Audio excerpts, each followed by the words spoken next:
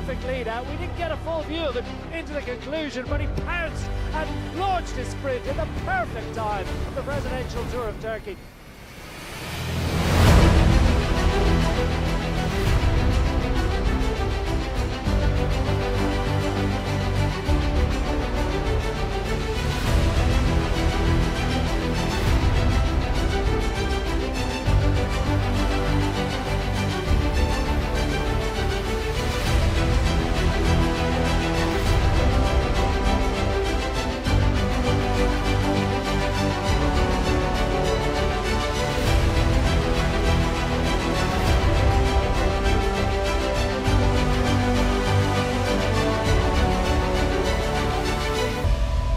Tour of Turkey, presented by Turkish Airlines. Özel bir röportaj için tekrar karşınızdayız. Yanımda spor spikeri ve gazeteci Declan Quigley var. Declan, thank you so much for joining us today. How are you? How is it going? I'm great. Thanks very much for having me, Cheval. It's a really wonderful experience. It's my second visit to the Presidential Cycling Tour of Turkey, and it's an exceptional race. It's a really wonderful experience. It's got so much depth to it. I mean, Turkey is an extraordinary nation. It's enormous. It's vast. I mean, you couldn't possibly see it all in 8 stages. But it's what's great about it over the last couple of years is that the organisers take it to different places, different parts of the country, and explore the different sort of historical and cultural elements of the nation, and some great places to bring to have some really good bike racing too. For me, your job is so exciting and entertaining. How long have you been doing your job, and how did you start it? How did I get into it? I'm doing it now about 25 years or so, probably possibly even more than that. I started out in print journalism. I started out in motor racing specifically. I always had 2 sports growing up that I was absolutely nuts about. One was cycle racing and the other one was motor racing. And I got going in motor racing media first. I worked in Formula 1 for many years. I started out as a pit lane reporter, so I went and did the flash interviews with the drivers in the pit lane. Then I became a lead commentator, so I was in the booth doing the play-by-play commentary for Irish national television. And then, by degrees, it transitioned. Formula 1 became less popular in Ireland, and cycling took off. And then my old sport, which I'd competed in as a kid and still compete in as a really bad amateur, became ever more popular. More television opportunities, more media opportunities, and I've been doing cycling now probably about 12, 15 years, something like that, full time, yeah. As I know, your professions are motorsports and cycling, right? Yeah, so they're my. I mean, I'm very lucky, really, because they were my obsessions as a kid, and now they've become my professions as an adult. And not that many people get to work in their. There are tough days. There are days when it's a bit of a slog, but generally speaking, I don't really work, do I? I just come and yeah. As a kid, I wasn't so keen on doing the work in school. I did it, but it wasn't with enthusiasm. Now I do the research with. I'm really genuinely engaged every evening when I pore over the books and get on the internet and try and work out exactly what's happened and what are the statistics for the following day. I'm more engaged with this than I ever have been with anything else in my life. So Declan, how many times have you been in Turkey, and what is your favorite thing about Turkey? Gosh, pick a highlight. I mean, I started coming for the Formula 1 race, so I've been to the Turkish Grand Prix on a few occasions. What an amazing racetrack that was! Extraordinary place. And obviously this is my second visit to the bike race. I think the history, the culture. I mean, last year was a real highlight to go to Gallipoli and get a sense of something and a place that has such historical significance and how. So for me, I can't pick out any one specific place or highlight. The food is extraordinary. The welcome is absolutely. I mean, people can't be more helpful in the hotels, restaurants. Everyone here at the finish line. It's what can we do for you all the time, and that's really heartwarming and engaging. Yeah, that's great. Can you tell us what is your favorite food? Well, look, I'm supposed to say baklava, but I've had some really nice kebabs this week, so Everyone says the same. Right. Baklava or kebab. yeah. So. Now the food is great. I mean, and there's great variety, lots of vegetables, lots of the Mediterranean diet. Spicy, right? Yeah. No, it's super. Yeah, it's a great variety. Yeah. So how is Tour of Turkey going for you so far? Brilliant. This is a slightly different bike race to last year, and it's really intense is the word that I would choose.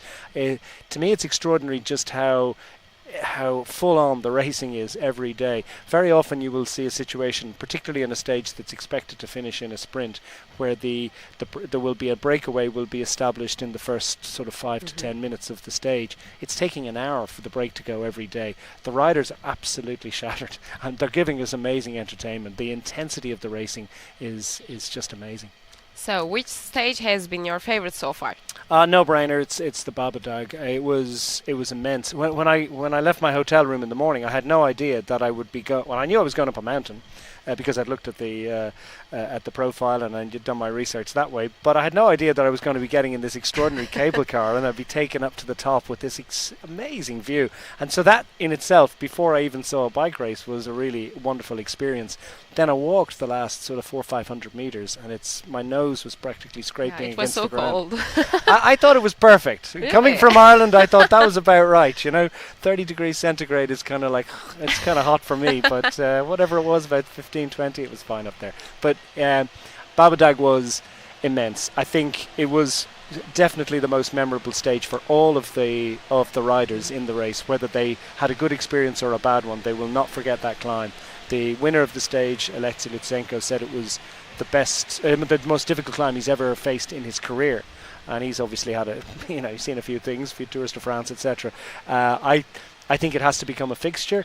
I think the commissars made a really good decision in extending the time limit and making it possible for all of the bunch to finish, because honestly, if they'd gone with the usual time cuts, we could have lost half the field. It was that difficult. It really was extraordinary. The world is still talking about Babadag, right? Yeah, it was a really brilliant idea, and I think what was also amazing was just the infrastructure around it. How much construction has gone on there, obviously up until quite recently, to construct those the chairlift and the lift that brought everyone up, and also all the infrastructure around the finish line, and that extraordinary cobble lock finishing climb as well.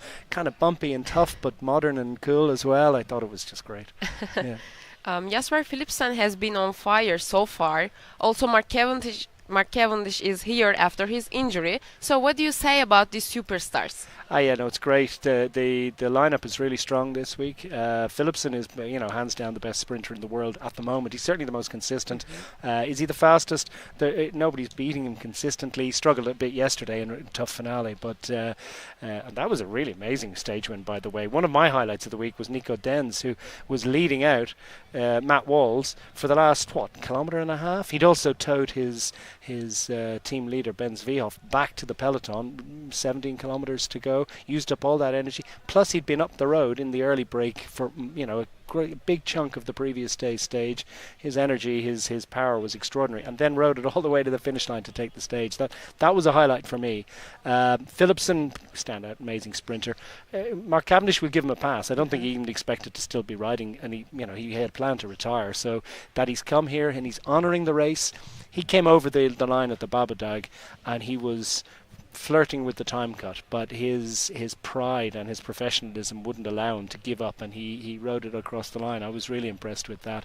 There are so many standout performances. Alexei Lutsenko and Tejada, the two Astanas, putting it up to the two from Bora Hansgrohe as well. That's a really intriguing battle that's set to rage again on Selçuk today.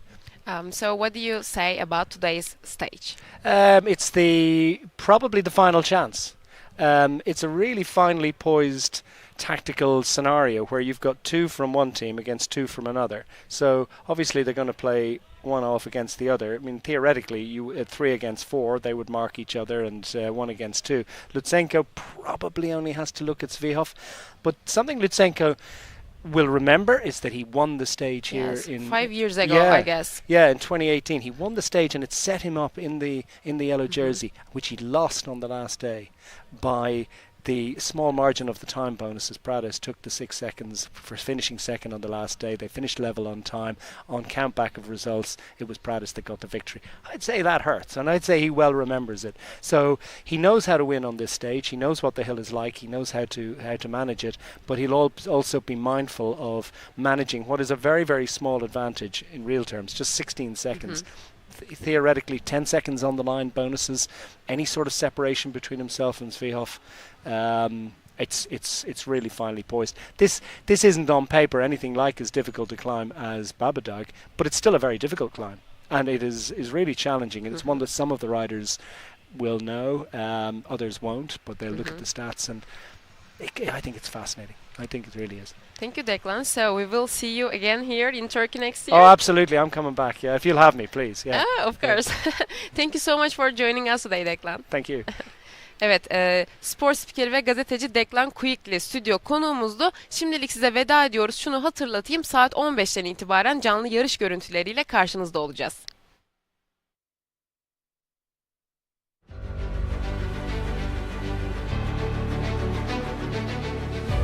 An absolutely perfect lead out. We didn't get a full view of it into the conclusion, but he pounced and launched his sprint in the perfect time of the Presidential Tour of Turkey.